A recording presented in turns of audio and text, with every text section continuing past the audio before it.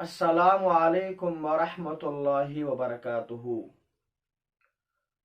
رسول اللہ صلی اللہ علیہ وسلم نے ارشاد فرمایا، اتق المحارم تکن اعبد الناس، گناہوں سے بچو، آپ سب سے زیادہ متقی، سب سے زیادہ عبادت گزار بن جاؤ گے۔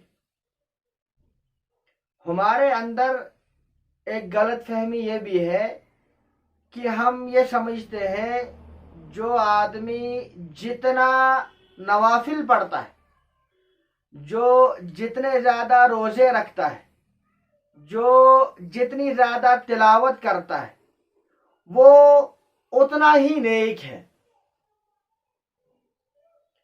حالانکہ سب سے زیادہ عبادت گزار بننے کے لیے، نیک آدمی بننے کے لیے یہ ضروری ہے کہ انسان نیک عمل کے ساتھ گناہوں سے بچتا رہے،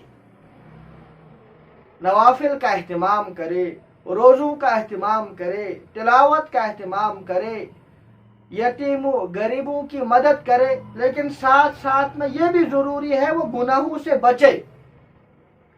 اگر انسان نیک اعمال تو کر رہا ہے لیکن وہ گناہوں سے نہیں بچتا ہے، مثلا وہ جھوٹ بھی بولتا ہے، غیبت بھی کرتا ہے، حسد بھی ہے، چغل خور بھی ہے، رشوت بھی کھاتا ہے، ہاں جتنے بھی وہ گناہ ہیں تمام گناہوں کے اندر ملوث ہے، تو یہ آدمی متقی اور پرہیزگار نہیں کہلا جا سکتا۔ اس کی مثال ایسے ہے جیسے ہمارے پاس ایک برتن ہے اور اس برتن کے اندر ہم نے پائپ ڈال رکھی ہے اس وجہ سے تاکہ اس کے اندر پانی جمع ہو جائے، لیکن اس برتن میں سوراخ ہے۔ اب یہ بتائیے کیا اس برتن میں پانی جمع ہو سکتا ہے؟ نہیں ہو سکتا، کیونکہ اس کے اندر سوراخ ہے۔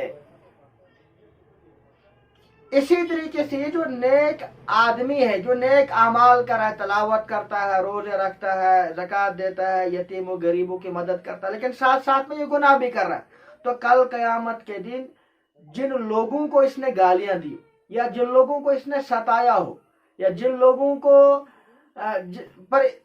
پر اس نے ظلم کیا ہو، تو کل قیامت کے دن اس کے نیک اعمال جو ہے وہ لے جائیں گے۔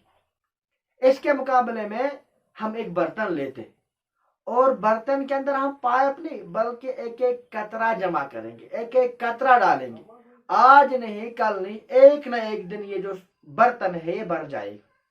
اسی طریقے سے اگر ہم نیک اعمال کریں گے تھوڑے تھوڑے لیکن گناہوں سے بچیں گے، تو کل قیامت کے دن ہمارے نام اعمال میں نیک اعمال کا بہت بڑا خزانہ ہوگا۔